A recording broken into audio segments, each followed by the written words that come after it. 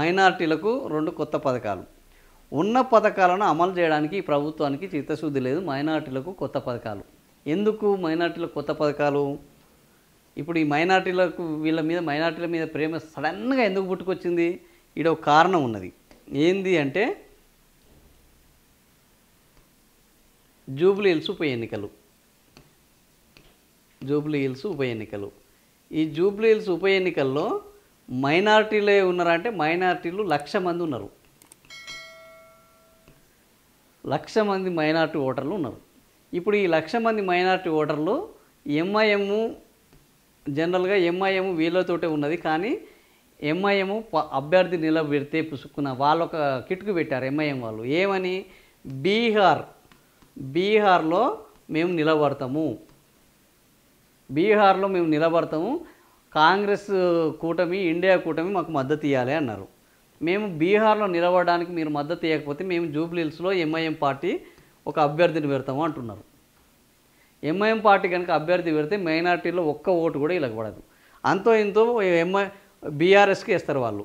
ఎందుకు అని అంటే మైనార్టీ గురుకులాలు పెట్టారు, రంజాన్ తోఫా పెట్టారు, మైనార్టీలకు రకరకాల కళ్యాణ లక్ష్మి, షాదీ ముబారక్ ఇట్లాంటి పథకాలు పెట్టారు. సో వాళ్ళు మొన్న కొన్ని ఓట్లు ఎందుకు వీళ్ళకి పడ్డాయి, మొన్న మాగంటి గోపీనాథ్ ఎందుకు గెలిచాడు ఇక్కడ అని అంటే ఓన్లీ రీజన్ బీఆర్ఎస్కు మైనార్టీలు ఓట్లేశారు కాబట్టి ఈయన గెలిచాడు. ఇప్పుడు వీళ్ళకు మొత్తం ఆడ ఎదురుగాలి ఇస్తుంది. జూబ్లీ హిల్స్లో కాంగ్రెస్ పార్టీకి ఎదురుగాలి ఇస్తుంది. మైనార్టీలు ఇప్పుడు ఆడ ఎవరికి ఓటేస్తే వాళ్ళే గెలుస్తారు.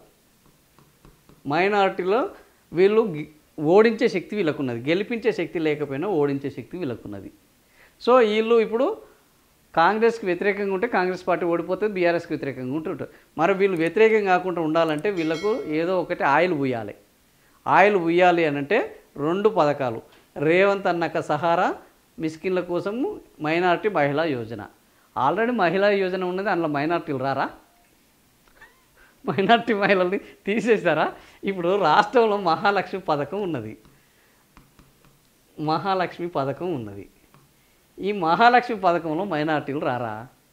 మైనార్టీ మహిళలు కాదా? మళ్ళీ మహిళలకు మైనార్టీ మహిళా యోజన ఎందుకు అంటే ఈ ఒకవేళ మైనార్టీ మహిళా యోజన అంటే హిందూ మహిళలకు కాదా మహిళలు అట్లా అంటప్పుడు వాళ్ళకి ఇచ్చిన పథకం వీళ్ళకి ఇవ్వకూడదా? అంటే వీళ్ళని వివక్ష చేయాలన్నా?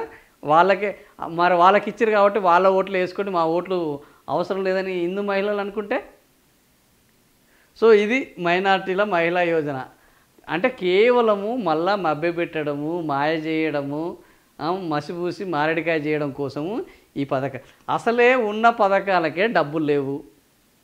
2,500 ఆడబిడ్డకు ఇవ్వాలి, ఇచ్చిరా? ఇవ్వలేదు. తులం బంగారం ఇస్తామన్నారు, ఇచ్చిరా? ఇవ్వలేదు. స్కూటీలు ఇస్తామన్నారు, ఇచ్చిరా? ఇవ్వలేదు. ల్యాప్టాప్లు ఇస్తామన్నారు, ఇచ్చిరా? ఇవ్వలేదు. నిరుద్యోగ భృతి ఇస్తామన్నారు, ఇచ్చిరా?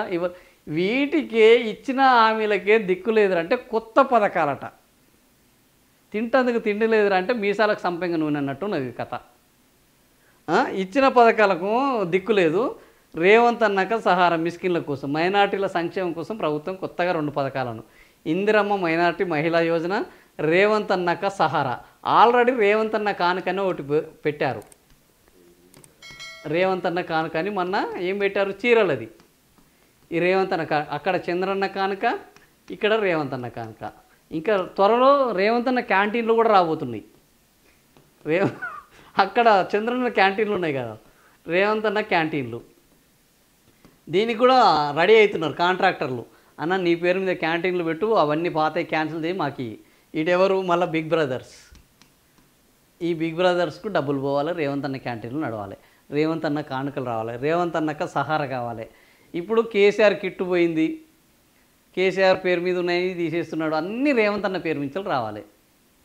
సో ఈ పద్ధతిలో ఇది జనాల మీద ప్రేమ కాదు, ఏం కాదు, అంత బిగ్ బ్రదర్స్. వాళ్ళు బిగ్ బ్రదర్స్ అంటే మనోడు బిగ్ బాసు, ఆయన బ్రదర్స్ అంతా బిగ్ బ్రదర్స్. ఇది నడుస్తున్నది. స్కీమ్ని తీసుకొచ్చింది సెక్రటరియట్లో మంత్రి. ఈ సందర్భంగా ఆన్లైన్ రిజిస్ట్రేషన్ ప్రక్రియకు సంబంధించిన పోర్టల్ను ఏర్పాటు చేశారు. 30 కోట్లు కేటాయించారు. ఈ 30 కోట్లు ఏంది? రేపు ఓన్లీ జూబ్లీ హిల్స్ ఎన్నికల కోసం. ఆ రోజు ఏం చేశారు? బీఆర్ఎస్ పార్టీ కూడా ఇట్లాంటి ఒక పథకం తీసుకొచ్చింది. ఆ పథకం ఏంది? దళిత బంధు. ఈ దళిత బంధు ఎందుకు తీసుకొచ్చింది? ఆ రోజు ఈటల రాజేందర్ ఉప ఎన్నికలప్పుడు దళిత బంధు పథకం వచ్చింది. అది కేవలం అక్కడనే అవుతుంది, ఆ తర్వాత మిగతా చోట అవుతుందని చెప్పారు. ఏమైంది? ఏ బంధు తీసుకొచ్చినా వాళ్ళు వీళ్ళకు ఓట్లు వేయడం బంద్ చేశారు. ఇప్పుడు ఈయన మైనార్టీలకు ఓ పథకం తీసుకురాగానే మైనార్టీలో టక్కున ఓట్లు వేస్తారని వీళ్ళు అనుకుంటున్నారు. ఈడ మీకు 30 కోట్లు అనేది కేటాయించడం ఓన్లీ అది జూబ్లీహిల్స్కే సరిపోదు. రాష్ట్ర వ్యాప్తంగా ఏం చేస్తారు మీరు?